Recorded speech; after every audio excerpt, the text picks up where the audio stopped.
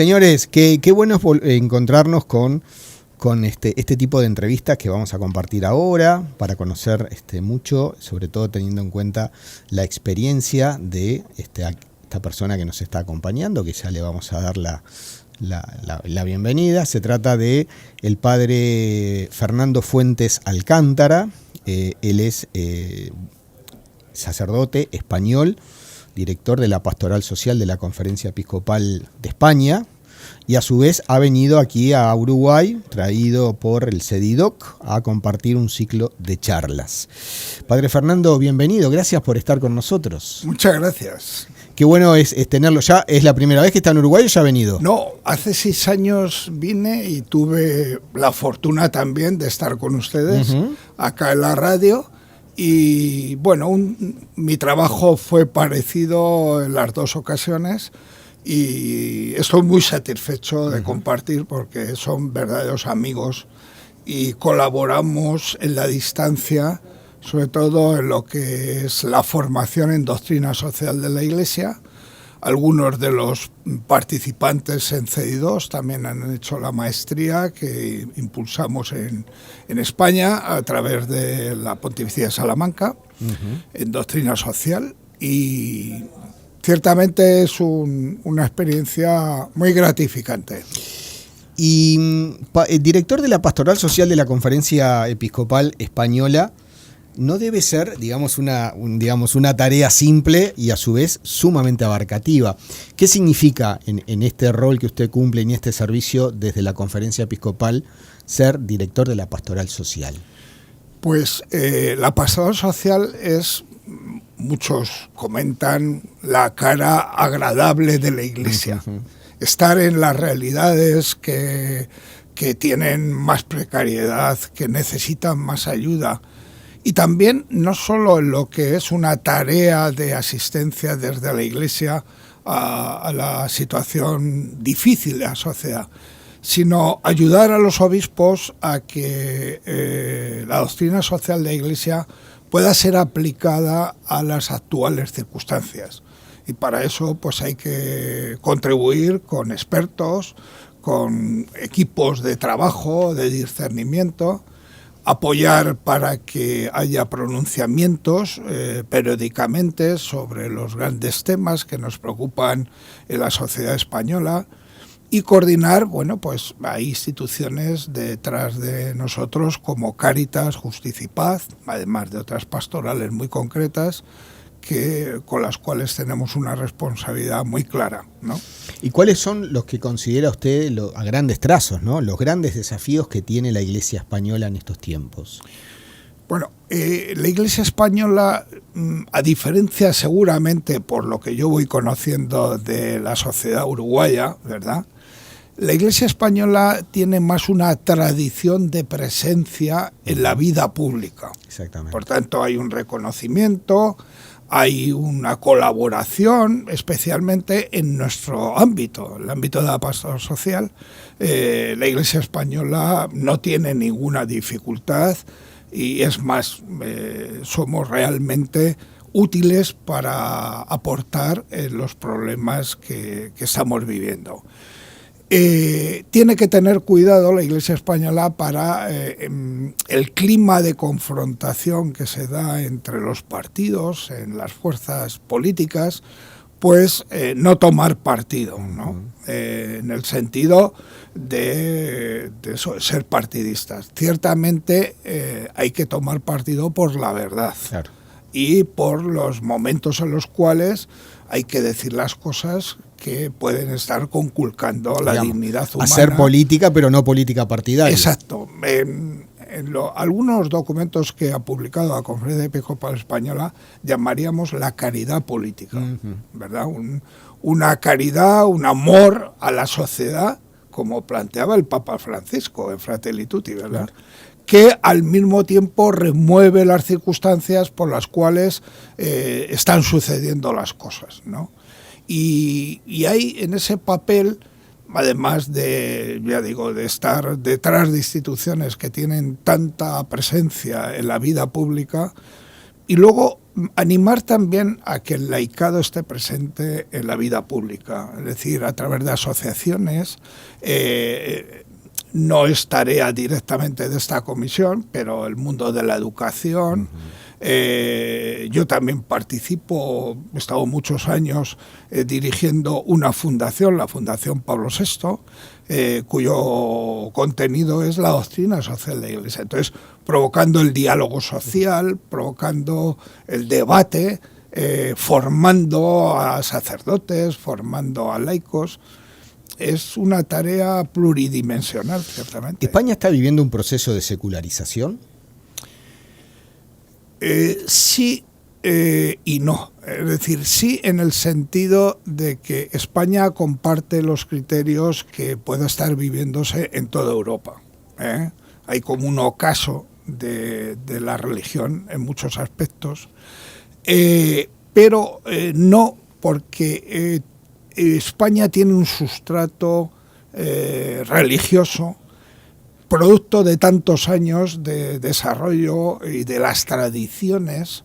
Es decir, han bajado el número de bautizados, ha bajado el número de matrimonios por la Iglesia, pero, por ejemplo, la Semana Santa es un momento de vivencia religiosa en casi toda España. Y podríamos decir que hay momentos especiales dentro de la vida de las personas, como es un acontecimiento como la muerte. Yo creo que por ahí todavía se va manteniendo esta tradición. La cuestión está en que no te someta lo que es el cambio cultural para anularte lo que es una presencia valiosa de lo religioso en la vida social, en la vida pública. Y también como para aplicarlo acá en Uruguay, ¿cómo se podría la Iglesia cada vez ir ayudando e intercediendo en estas personas en situación de vulnerabilidad? Yo creo, y esto lo estoy planteando en mis intervenciones estos días en CD2, yo creo que la acción social tiene que ser una ventana de relación con la sociedad, con las instituciones, con la sociedad civil, y tiene que ser un campo privilegiado de estar disponibles para que el Evangelio pueda llegar especialmente a los más pobres. Pero también es verdad que la Iglesia pues no solo mantiene una puerta abierta con la sociedad civil, sino que desarrollando su propia actividad es una contribución a la sociedad. Nosotros no somos una ONG, sino que nuestro encuentro es con alguien, y ese alguien es Dios, y eso cubre, por ejemplo, pues unas crisis de sentido en nuestra sociedad, cubre todo lo que significa poner en marcha a aquellos que menos valor tienen en la sociedad. Yo hace 2 días estuve haciéndome presente en una experiencia como la del Padre Mateo en Minga, ¿verdad? Y claro, eso es tan significativo que quieras o no, la sociedad tiene que apreciarte. Yo creo que a veces la secularización es más un elemento político que otras cosas. Lo peor es que ese elemento político se traslade a la cultura y entonces vaya desapareciendo Dios de nuestra vida y del sentido de nuestra vida. Y bueno, me han dicho que, por ejemplo, en Uruguay hay un índice notable de suicidios, sí, ¿no? Altísimo. Es decir, la sociedad está teniendo verdaderos agujeros en su comprensión cuando hay personas que no le encuentran sentido a su vida. Y bueno, y no cabe duda que lo religioso nos da bienestar, felicidad y plenitud, ¿no? Según su saber y entender, y obviamente puede ser muy limitado, pero ¿cómo ve en estos encuentros a la Iglesia uruguaya, o por lo menos con lo que usted ha compartido en estos días y en la vez anterior que estuvo? ¿Cómo la ve a la Iglesia de Uruguay? Yo creo que tiene un cierto complejo con la secularización. Complejo. Sí. Interesante eso. Es interesante. Es decir, el venir de otro ámbito, hoy día no hay que tener complejo. Es decir, y creo que los últimos pontífices, Francisco, el Papa León, ante lo que significa la vida real de las personas, los acontecimientos internacionales que están sucediéndose, los papas, de hecho el Papa León ha tomado una opción por lo que es el mensaje social de la Iglesia y lo está trasladando y hoy día pues hay que proponer un mensaje de paz, hay que proponer un mensaje de solidaridad. Esta exhortación que se ha publicado en este mes de octubre nos da un vuelco en nuestra comprensión sobre el papel de los pobres dentro de nuestra comunidad cristiana. Es decir, la Iglesia uruguaya tenía que ser más valiente, a mi juicio, y no es de mérito de nada ni de personas, sino ser valiente porque hoy vale la pena hacerse presente en los contextos, porque además, dicho entre nosotros y que nos escuchen, no tenemos competencia en lo que es el sentido para ofrecer, claro. Por ejemplo, los jóvenes. Los jóvenes hoy día pues necesitan un sentido para su vida y necesitan ser valorados desde sus posibilidades. Por ejemplo, cuando hemos visto las jornadas mundiales de la juventud, ¿no? Y la fuerza, ahora en el jubileo, España han ido 25.000 jóvenes, se han juntado en la plaza de San Pedro. Españoles. Sí, solo. Sí, españoles. O sea, solo españoles. Esto tiene un significado y hay que trabajar con ello. Incluso usted ha llegado en una época donde Uruguay ha dado un paso más hacia la cultura de la muerte, que es la aprobación de lo que fue la ley de eutanasia, que me imagino que está al tanto, siendo que ya está aprobada una ley de cuidados paliativos. Es decir, es un paso más hacia la cultura de la muerte. Creo que esos son los grandes desafíos también para la Iglesia, claro, ¿no? ¿Cierto? Evidentemente... En España ya hemos pasado por eso, y ciertamente nosotros lo que tenemos que ofrecer ante ese reto, una cultura de la vida.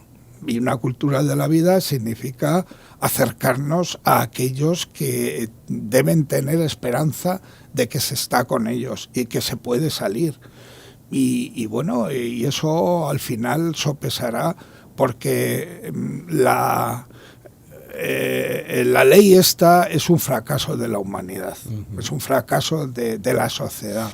Claro. Cuando ya llega un momento en que no sabemos cómo orientar nuestra vida ni cómo podemos ayudar, pues se corta, ¿no? Padre, vino a ayudar a que nos anclemos cada vez más en la esperanza, en estas charlas y en esta invitación del CEDIDOC. ¿Por dónde están siendo sus presentaciones? Y teniendo en cuenta también, bueno, todo el jubileo, ¿no?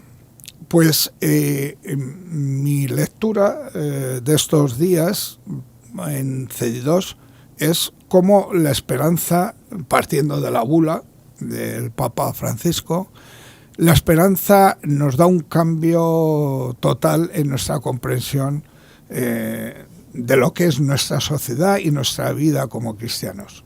Entonces, la esperanza se abre camino no como un optimismo, como si pudiéramos cambiar de clima hacia un optimismo, no. La esperanza nos conecta con Dios. Es dice una religiosa, que es un hilo que viene de lo alto. Claro. Y esto significa que desde la esperanza nosotros nos abrimos a Dios, ¿verdad? Y eso hay que apoyar que cada vez más personas que se desesperan, viven la desesperanza, puedan cambiar su situación vital. Luego, además, esto significa también sentirse de nuevo ante un cambio de época. Están analizándose elementos que tienen que ver con que estamos cambiando muchos signos en nuestra época. Signos que, por ejemplo, pues tienen que ver con la dignidad humana. Hoy día los elementos de la antropología, la economía y la política van relacionados. Y entonces todo eso significa que tendríamos que buscar una nueva propuesta que responda a los desafíos de esta época. Y eso, bueno, pues para las instituciones es un reto. Yo he ofrecido, sobre todo ayer, ofrecí algunas líneas de trabajo para Cáritas, que está presente, estuvo en mi conferencia, y para lo que significa una nueva comprensión de los problemas sociales vistos desde el Evangelio. Y era eso que estabas comentando, de que la esperanza le da el sentido a la vida. Y te quería preguntar cuál sería esta propuesta o estos cambios que es necesario realizar para ir encontrando el sentido, para ir encontrando esperanza. Bueno, en primer lugar, yo creo que necesitamos una tarea de discernimiento, porque la esperanza no nos la encontramos ahí, sino que tenemos que meternos en el fondo de esas situaciones para ver cuáles son las rendijas, como se podría hablar así, que pueden aportar esperanza. Y todo bajo la guía del Evangelio, porque en realidad nosotros no tenemos un librillo mágico que pueda conducir esa esperanza. Entonces, el discernimiento para mí es fundamental. Luego tenemos que sentirnos como una comunidad cristiana que aporta esperanza. Y claro, esto significa también replantearnos muchas cuestiones de tipo pastoral, la liturgia, la formación. También para crear esa esperanza necesitamos también buenos mediadores, en el sentido más evangélico. Porque si no, bueno, pues no mostraremos el rostro brillante de esa esperanza. Entonces, eso significa, pues también por parte de nosotros, los sacerdotes, cuidar nuestra presentación del mensaje, alentar, acompañar, escuchar. Todo eso es una dinámica ciertamente, no digo novedosa, pero que sí debía ser la identidad de una comunidad cristiana. Y luego pensar que la comunidad cristiana, el pueblo es el protagonista. Entonces, eso significa, por ejemplo, dar participación al laicado. Que el laicado empiece a hacerse presente en los lugares donde es un testimonio, porque la esperanza se va logrando a través del testimonio, no a través de los discursos, sino a través del testimonio. Ya lo decía Benedicto XVI, ¿verdad? Necesitamos testigos. Y esto es lo que aportará esperanza a mucha gente, ¿no? Entonces, ahí hay unas tareas, evidentemente, que nos mueven desde el cambio de época que vivimos, pero también necesitamos un cambio en nuestras propias estructuras, mentalidad, conversión. Necesitamos todo eso. Las conferencias, las que ya dio, Peregrinos de la Esperanza en un mundo desesperanzado, vaya que desafío ese, ¿no es cierto? Sí. Y me pareció también muy interesante, signos de esperanza en la comunidad cristiana. No nos olvidemos de los pobres. Evidentemente, yo he tomado el documento del Papa León, con todo lo que significa también la continuidad con el Papa Francisco, y ayer estuvieron presentes las instituciones de caridad, de acción caritativa y social. Yo creo que tenemos que reconducir nuestros objetivos para ir en una dirección. Y la dirección jurídica, se podría decir, más garantista es los pobres. Es decir, los pobres se están manifestando hoy no solo como pobres económicos, La pobreza se está manifestando también como crisis de sentido, como comentaba anteriormente. Y entonces los pobres tenemos que ir entrando en la dinámica de que vayan siendo protagonistas. Esto no es fácil ni es rápido, ¿verdad? Incluso el documento de Ilésite habla de cultura de los pobres para poder asumir su situación. Entonces, esto a mí me parece que es poner en el centro del planteamiento pastoral, institucional, a los pobres, va a ser un reordenamiento de muchas de las prácticas, de los modelos que tenemos. Y además es también como un volver a la fuente de la propia Iglesia, ¿no es cierto? Claro, de hecho el Papa constata cómo ha sido una tradición, él subraya todas las grandes aportaciones en la historia de la Iglesia, es muy bonita la descripción de las órdenes, congregaciones que han aportado esto, e incluso hace una observación: cuando nos hemos ocupado especialmente de esta orientación, la Iglesia ha emergido. Esto es lo que es lo que nos va a dar salida. Por eso yo no estaría tan preocupado de las circunstancias externas, que son complejas, es decir, son complejas para la familia, para la economía, para la política, pero desde el punto de vista del Evangelio, nosotros yo creo que tenemos la clave. Tenemos la clave. Entonces, tendríamos que ir en esa dirección. Socialmente se habla, y sobre todo en estos países, lo veo también cada vez más en España, de la famosa grieta, ¿no? Y comúnmente se lo asocia a nivel político, particularmente desde la política partidaria. ¿Para usted esa grieta también existe o puede existir dentro de la Iglesia? De hecho, en una de mis exposiciones, una reflexión que hago va en este sentido.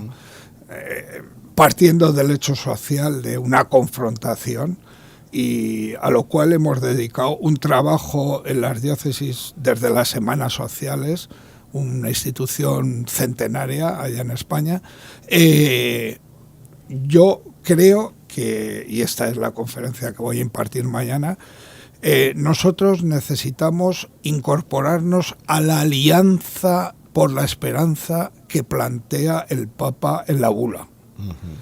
La alianza por la esperanza significa poner los medios para tender puentes, significa trabajar por el diálogo de la sociedad, diálogo que no solo es de la política, que tiene que ver con el mundo educativo, que tiene que ver con los jóvenes, es decir, el diálogo es la piedra angular de esa alianza.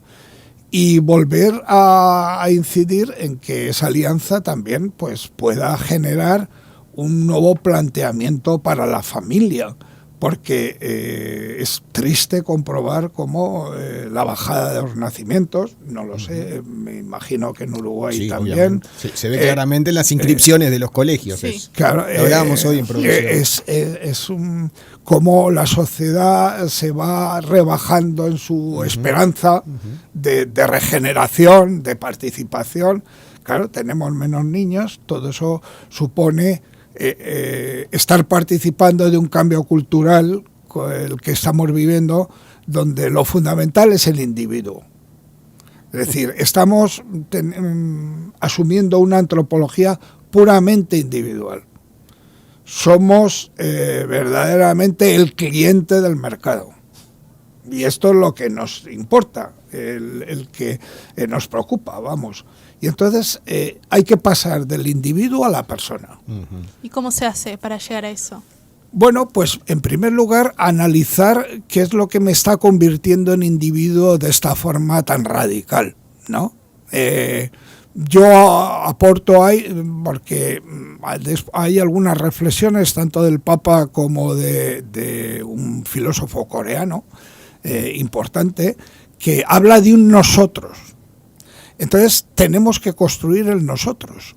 Y el nosotros significa comunidad, significa diálogo, significa relación, significa solidaridad. Es que lo fundamental no es la preocupación que tenemos por el individuo. lo tecnológico nos está aislando y no es porque yo vaya contra lo tecnológico, pero ciertamente hay que darle su valor para que no nos convirtamos en seres de un perfil individual, sino que seamos realmente un nosotros. Y el nosotros es el que tiene que ponerse en marcha. Y ahí es donde tenemos gran tarea que hacer. Hablando de eso, y obviamente es un caso muy puntual, pero en España quedamos todos conmovidos con la noticia de un señor que se encontró muerto en su apartamento. Sí, lo he citado yo ahí en las y hacía 15 años que 15 murió. años. 15 años que había muerto el señor, sí, y lo encontraron recién. Sí. Nadie sabía nada de él, seguía cobrando su jubilación, obviamente con su débito automático seguía pagando las cuentas, y el hombre hacía 15 años que murió. Es muy impresionante, y vivía en un edificio. Sí, sí. No vivía en el medio de la nada. Que lo descubrieron por una avería en su casa. Y al abrir los bomberos la casa. A ver, es un ejemplo extremo, digamos, ¿no? Pero habla también de la realidad, es un signo claro de un poco de lo que estoy expresando. De cómo cada uno tenemos nuestra pequeña isla donde no solo los intereses, sino lo que está ocurriendo a nuestro alrededor. Esto roza también con la indiferencia, ¿verdad?, que ha subrayado el Papa Francisco. Y eso es producto del individualismo. Y eso se relaciona con la pobreza. Bueno, se relaciona con la pobreza en el sentido de que al generarse una indiferencia... Exacto. Solo la antropología que tengo desde ese lado es solo me interesan mis problemas. Es más, se diría, bastante tengo con mis problemas. Sí.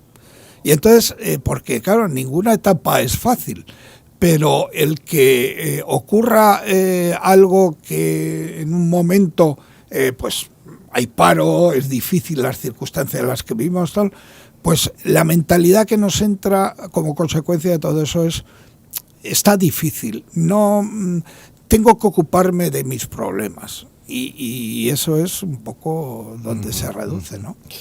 Padre, la conferencia hoy, 19 horas, hoy y mañana, siguen, ¿no? Hay 2 conferencias más que va a dar. Efectivamente, esta tarde comentaré sobre lo que es un camino para la esperanza, la dignidad humana, y entonces haré un análisis de cuáles son las circunstancias en las cuales esa dignidad está puesta en entredicho.